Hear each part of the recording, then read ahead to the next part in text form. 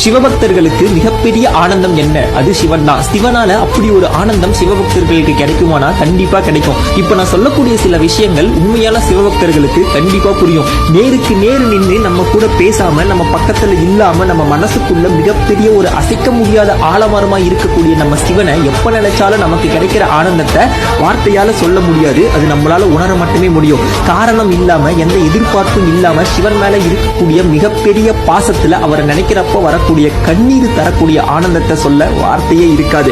அணுவுக்குள்ள அணுவா இருக்கக்கூடிய நம்ம சிவன் நமக்குள்ள ஒவ்வொரு நொடியும் இருந்துகிட்டு அவரை உணர வச்சுக்கிட்டே இருக்காரு. அவரை உணரப்போ இருக்கக்கூடிய சந்தோஷத்தை விட சிவபக்தர்களுக்கு மிகப்பெரிய ஒரு சந்தோஷம் என்னவா இருக்க முடியும்? 33 கோடி தேவர்களுக்கு மட்டும் இல்லாம கோடான கோடான சிவபக்தர்களுக்கும் இந்த பிரபஞ்சம் முழுவதும் நிறைஞ்சிருக்க நம்ம சிவனை நினைச்சா எப்பயும் ஆனந்தம் ஆனந்தம் ஆனந்தம் தான். மகாதேவா, உன்னோட அதிசயத்தையும் கருணையும் எங்களால புரிஞ்சிக்க முடியல. ஐயனே, ஈசனே.